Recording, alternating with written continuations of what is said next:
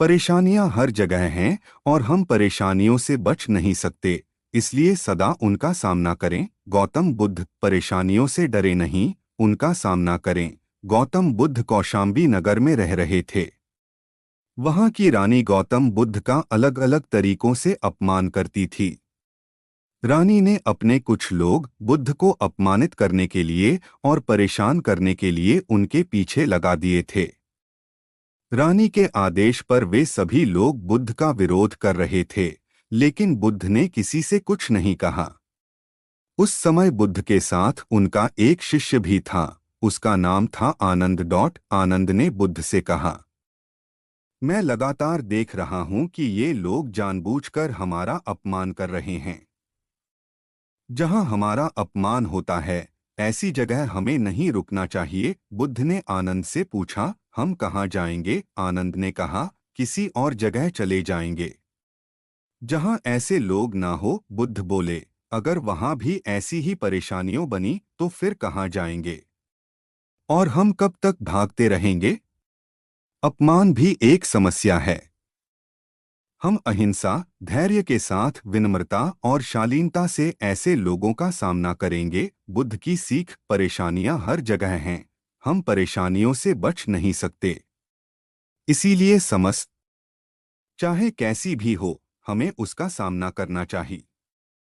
किसी व्यक्ति के लिए पहले से ही कोई राय न बनाएं। गौतम बुद्ध का एक खास शिष्य धम्माराम आश्रम में अपना काम करता और काम पूरा होने के बाद वह एकांत में चला जाता था। वह किसी से ज्यादा बातचीत भी नहीं करता था। जब धम्माराम एकांत में ज्यादा रहने लगा तो अन्य शिष्यों को लगा कि इसे घमंड हो गया है। शिष्यों ने बुद्ध से धम्माराम की शिकायतें करनी शुरू कर दी। एक दिन बुद्ध ने धम्माराम से सभी शिष्यों के सामने पूछा, तुम ऐसा क्यों करते हो? धम्माराम बोला, आपने कहा है कि कुछ दिनों में आप ये संसार छोड़े देंगे तो मैंने ये विचार किया है कि जब आप चले जाएंगे तो हमारे पास सीखने के लिए क्या रहेगा। इसीलिए मैंने ये तय किया कि मैं एकांत और मौन को समझ लूं, ठीक से सीख लूं। ये दो काम आपके जीते जी मैं करना चाहता हूँ। बुद्ध ने अन्य शिष्यों से कहा, तुम सभी ने देखा कुछ और समझा कुछ। तुम्हारी आदत है कि तुम दूसरों की बुराई करते हो, इसीलिए तुम सभी ने धम्माराम की अच्छी बात को भी गलत रूप में लिया। बुद्ध की सीख, हमें किसी व्यक्ति को ठीक से जाने बिना उसके बारे में कोई राय नहीं बनानी चाहिए।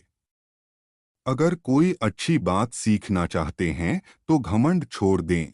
एक दिन बुद्ध के शिष्य आनंद ने पूछा, आप प्रवचन देते समय ऊंचे स्थान पर बैठते हैं और सुनने वाले नीचे बैठते हैं, ऐसा क्यों? बुद्ध ने आनंद से कहा, एक बात बताओ, क्या तुमने कभी किसी झरने से पानी पिया है?